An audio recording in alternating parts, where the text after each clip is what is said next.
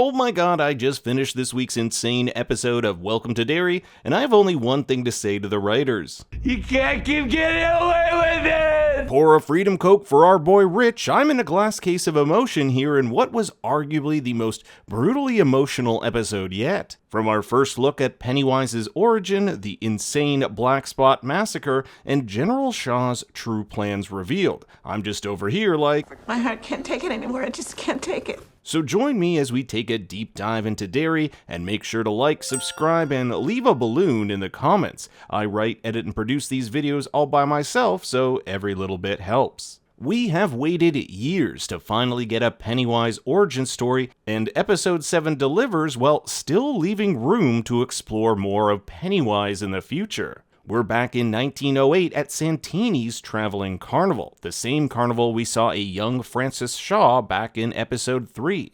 We'll see some familiar faces like this carnival barker and even director Andy Muschietti working the musical box. Although not the same kind of music box is shown just before Beverly meets Pennywise in the Derry sewers. It's here we get our first introduction to the human form of Pennywise the Dancing Clown. His real name is Robert Bob Gray, and we'll see those initials on his handkerchief embroidered in his iconic Pennywise red. His stage show is rather tragic for a clown that's supposed to bring joy to children. In fact, the whole thing is an homage to his dead wife, who he once performed alongside with. She was a clown named Periwinkle, a name her daughter will soon take, and we'll see a little glimpse of what she looked like in the background. The show never tells us how she died, or how Pennywise had this fall from grace, going from selling out shows at the circus to little performances in backwater towns as part of a traveling carnival. Pennywise tells us his dream is to one day make it back to the big top, and it's important to note the distinction between a carnival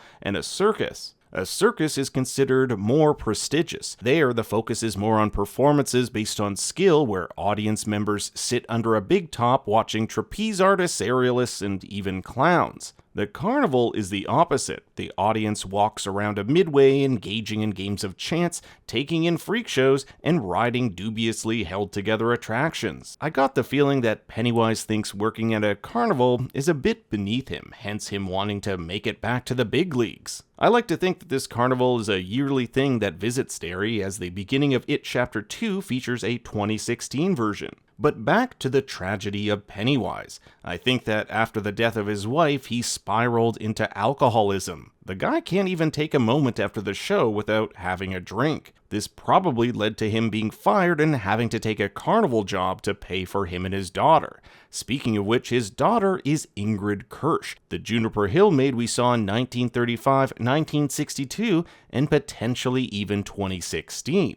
We'll talk a bit later about the fate of Ingrid, but if she were alive in 2016, that would make her a staggering 116 years old. Young Ingrid helps her dad out with various sound effects, but at this point, she isn't officially a part of the show. Her mother's dress is in the style of a Perot clown, a contrast to Pennywise's august clown. Perot costumes were strictly black and white with loose-fitting pajama clothes, while August were often colorful and noisy. This is a great contrast for Pennywise and his wife's act. It should also be noted that a Perot clown often played the tragic victim, making the fact it mimics Pennywise and Ingrid's real life all the more tragic. The Perot clown also has these black C-shaped crescent moons. In pantomime history, the Perot is obsessed with the moon, and that's certainly an homage to that. For his curtain call, Pennywise does the same dance we'll see him perform for young Beverly in It Chapter 1. This is followed by a downpour of red balloons commonly associated with his character. It makes me wonder if Francis's flashback takes place on the same day Pennywise is killed. We learn that when Ingrid presents her clown outfit to her dad, it's a surprise, not something she does every day.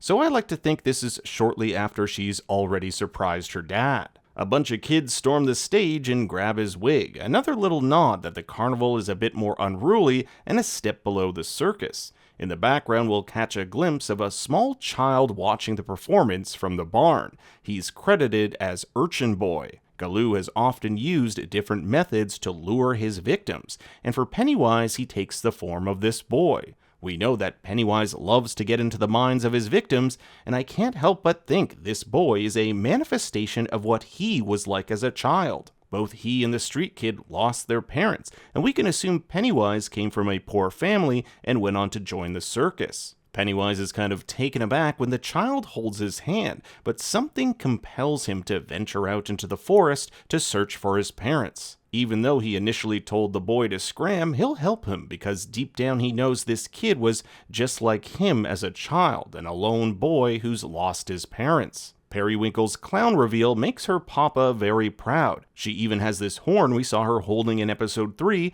and which the adult version will bring with her to the black spot. August clowns often used brass instruments like trumpets because they were loud, abrasive, and could be funny when played badly or blown into someone's ear.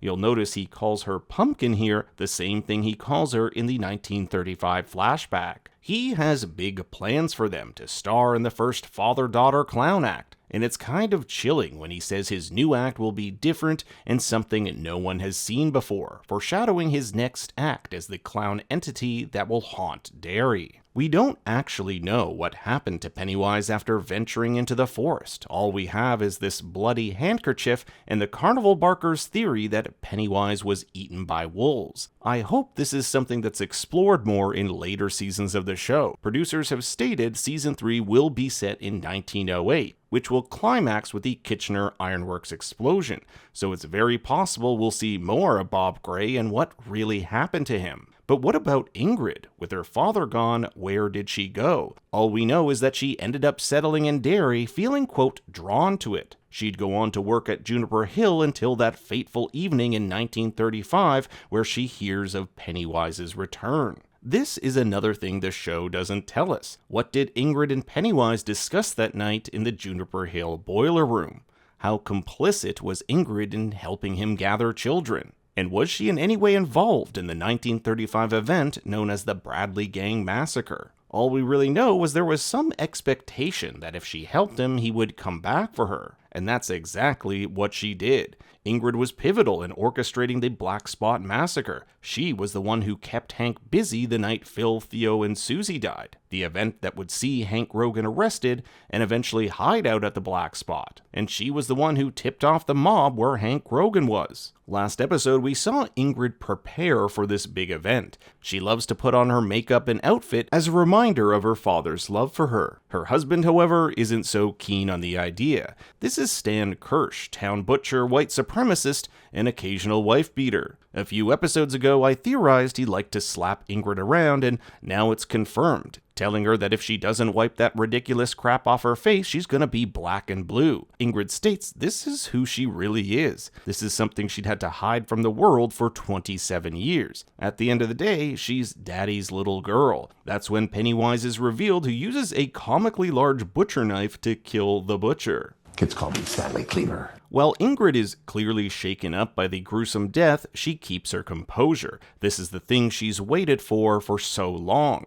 Her father is really back. He has her bow and play the trumpet just like she did as a child. The two embrace, and it almost felt as though he was ready to take a big chunk out of her. He tells her that she did good, but now it's time for him to go to sleep. This is the end of the augury, or end of the 1962 cycle, where Galoo will go back to rest, only to reappear in 1989, where he'll have his encounter with the Losers Club. But Ingrid's waited too long for this moment. She grabs his arm and tells him not to abandon her. This is when he reveals he's not her father at all, although if we believe him, he states her father still lives inside him. He opens his mouth to reveal the Deadlights. This is something we saw him do to Beverly Marsh in It Chapter 1. You'll see these 3 floating balls, the same ones that escaped the celestial object which crash-landed on Earth millennia ago.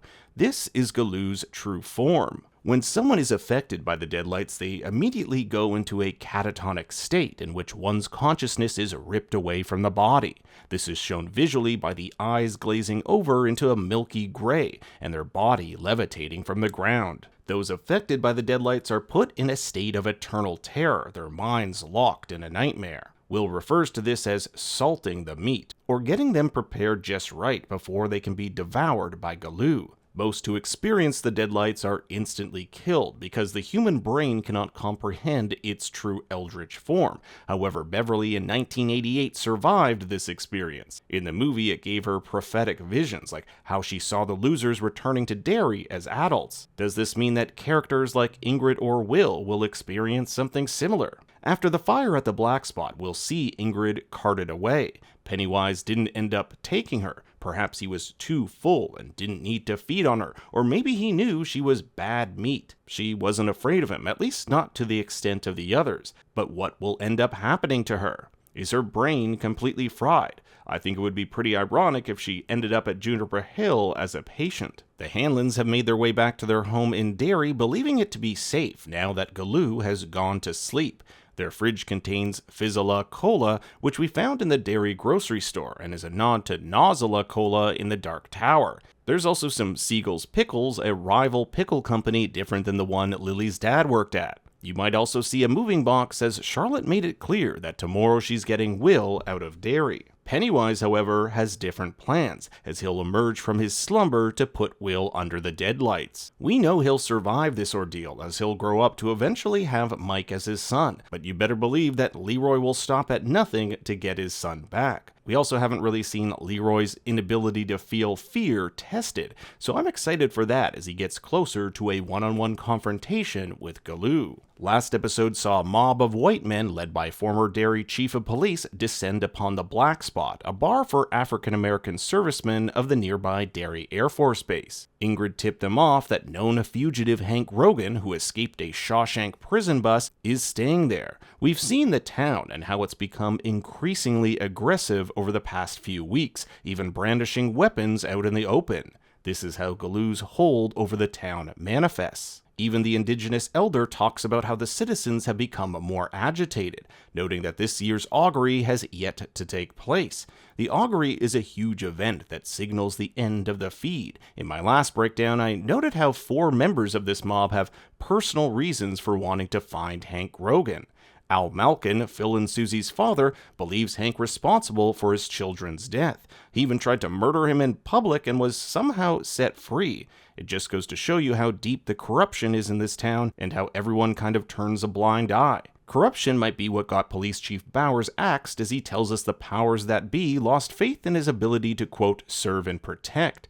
Then there's Stan Kersh, whose wife's been sleeping with Hank. Rounding out that group is a town council member we saw from episode 2, who's just a straight-up racist. Their masks also correlate to forms Pennywise took in the books. Frankenstein's monster was used to terrorize the bullies in the sewers, the vampire when Ben Hanscom was in the Derry library, and the clown is pretty self-explanatory. They demand Hank Rogan be brought out, which almost certainly means he'll be lynched. The airmen aren't willing to give Hank up, even when he reveals himself to the crowd. It results in a sort of standstill, with the mob leaving only to chain the place up and light it on fire. I found it odd that they let one of the white girls out, but nothing is said of the children, Rich, Marge, Ronnie, or Will. The whole Black Spot sequence is absolutely brutal. Even if you somehow made it out through the windows, you'd be mercilessly shot. We mainly follow this massacre from 2 perspectives, Dick Halloran and Rich and Marge. Dick's been struggling with seeing the dead ever since Galoo opened his box of trauma in episode 5. Even while fighting the flames, he can't escape the dead, coming across a dead Union soldier. He told Leroy 2 interesting things about them. They almost always go back to where they died, and they know things those who are alive should never know. This is where Seski comes into play, the tribal warrior who died at the hands of Galoo in episode 4. Although he sees her during the fire, it's not until after that she leads him to the burial site where she was buried alongside one of these pillars. The pillars are made from celestial fragments that once held Galoo in its journey across space. Up until this point, it seemed as though General Shaw wanted these pillars in order to trap Galoo and weaponize him against the Russians. After all, when he first met Leroy, he stressed how important it was to defeat the Russians as they were starting to arm Cuba. But Shaw doesn't intend on using these pillars at all. He wants them destroyed to unleash Galoo on America. Leroy was never told this. In fact, he was lied to, told that the pillar was to be studied, not destroyed. General Shaw believes that the real threat to America doesn't come from abroad, but from within. The amount of political upheaval from women's rights, race rights, and various protesters has the nation on the brink of civil war. Thus, something drastic has to be done. The greatest way to get people in line is through fear. Shaw even says that a little collateral damage, such as missing kids and murder, is acceptable for the overall long-term stability of the nation. Leroy threatens to contact the Department of Defense, suggesting Shaw has gone rogue, but he's taken at gunpoint and ordered back to his quarters, where he's not allowed to leave the base. As the pillar is melted, we see Pennywise awaken from his slumber. He can probably sense that this has happened, prompting him to return to Derry in next week's finale. Stick around later in the video for my trailer sleuthing section, where I'll go over how next episode will play out. It's important to note that Dick was going to leave this fire by himself. He remembered that the broken icebox weakened the floorboards by the fridge and uses this to escape. He's always been the type of guy to put himself before others, but in an act of selflessness, he calls out to the ghost of Seski. Notice how her eyes start off in that milky haze. Russo had the same thing after venturing out from the sewers. Did Dick calling out to her snap her out of it? And if so, could he do the same for Will? Talking to the dead is something Dick did not want to do. He told Leroy it's best just to leave the dead alone because once you start talking, their voices get inside your head. We'll see this in the aftermath of the massacre as his dead, burned army buddies hound him. You can hear them make out the words, "You gotta make it right." It's possible the dead want his help in getting justice. Maybe it's the only way he can get them out of his head. And can Dick use his grandmother's lockbox technique to push away the dead? If his appearance in The Shining is any indication, yes, he'll succeed. So it'll be interesting to see how this plays out in the final episode. Marge and Rich, however, get stuck behind when a beam falls between them and the exit. We've watched these two develop a relationship over the last few episodes, with their adventures last week being one of the highlights of the season. This made it even more gut-wrenching when Rich sacrifices himself by putting himself on top of this box to protect Marge from the smoke and flames. He harkens back to their talk of the knight and pirate, saying it's the duty of the knight to protect the fair maiden. Since day one, he's had a crush on her, recalling a story how he wondered who she was the first day he saw her. He'll also mention the day a Robbie Muller let loose guinea pigs in the hallway. Sally Muller was a classmate of the Losers Club, and a man named William Muller is mentioned as part owner of the SS and WM rail line in Derry, so he may be related. It's a really heartbreaking scene where Rich eventually succumbs to the fire. I think he's gone for good, but as Ingrid said last episode, nothing in Derry is ever really dead, so it'll be interesting if Dick will encounter Ghost Rich. I want to briefly mention the look on Al Malkin's face after Bowers tells him there's no one getting out of there alive. I kinda got the feeling he's showing some regret here. He's not all gung-ho about what he just did. Perhaps with Galoo's appetite finally satiated, the town will come back to its senses, and maybe this is what's happening with Al. We'll also see this woman, credited as Lone Lady Black Spot Survivor, let out this laugh. Something about a clown bringing on this laughter after such a traumatic event is particularly eerie. The last moment Marge gets with Rich is holding his lifeless hand. This time it's not soft like when she held it in the sewer, rather dirty and charred. In the end, we find out 23 souls died at the Black Spot, which doesn't include the 17 missing children as part of Galoo's 1962 feed. The book puts the death count much higher at 60. Hank's escape from the Black Spot puts him in a unique position. Charlotte ends up taking his clothes and leaves them in the remains of the blaze, leading authorities to believe he perished in the fire. With Rose's help, Charlotte hopes to send Hank and Ronnie over the border to Montreal. A news report reveals just how corrupt Derry is. The entire blaze is framed as an electrical fire due to negligence on the part of the Black Airmen, and Stan Kersh is hailed as a hero who died trying to treat the wounded. We'll see Chief Bowers' name being taken off his office door, and if you freeze frame here, you'll see a bunch of names on the chalkboard. These are mostly crew members from the show who work in set design. The tribe does a sort of debrief on this year's cycle. They all feel pretty helpless, but take solace in the fact that their sacred duty of confining Galoo saves more lives in the grand scheme of things. Except for this guy who's like, see you shitasses in 27 years. This being a sort of council that meets every 27 years suggests we might see them in future seasons of the show. Lily sits in a dark room, kinda creepy. This girl was last seen fleeing Ingrid Kersh's house after stabbing her with a dagger. We still really don't know how this dagger will come into play in the final episode. Rose told Shaw that only Taniel knows how to really use it, so he might be key in the events to come. But if you want to know what's in store for the finale, join me as we head into the trailer sleuthing section. Take a look at this ice cream truck speeding through the fog of Derry. This is actually a truck we've seen in the background of past episodes. We can't make out everyone in here, but it looks as though Charlotte, Rose, Will, Lily, and a few others are in here.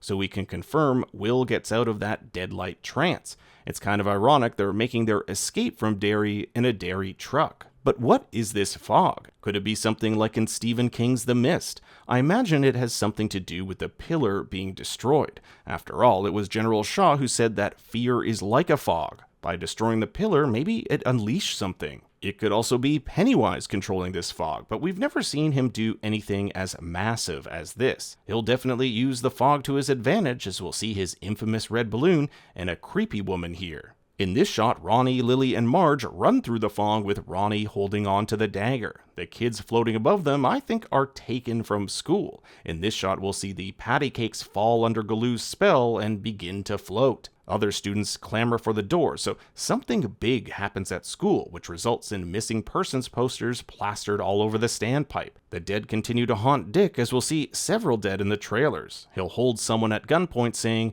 "You got my mind all up." I'm gonna guess this is Leroy, who will want his help in getting Will. Here's Pennywise with half of his face covered in blood, the same way we saw him when he took over Will. He's hunting down either Marge or Lily here, as it looks as though they've gotten separated. In this shot, we'll see Marge being pulled into the fog by something. Charlotte here attacking someone. It's most likely Leroy, as it appears to be an officer's uniform. This is a carnival carriage, which might unlock some mystery about Pennywise and his origin. We'll see a pool of blood falling over the stairs.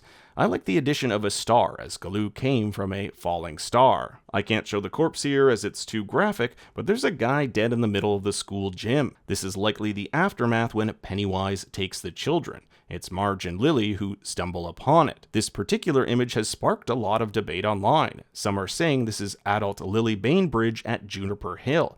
Some have speculated that the man and woman to the side are her husband, Alvin Marsh, and daughter, Beverly, from the It movies. In the films, it's implied Beverly's mother struggled with mental illness, and we know Lily has a lot of trauma to unpack. Plus, the final episode is called Winter Fire, a callback to the poem Ben Hanscom wrote for Beverly in It Chapter 1. While Beverly's mom's name was Elfrida, that's something that could be easily worked around. In the behind-the-scenes video, we get this shot, which looks to be more dead coming to visit Dick.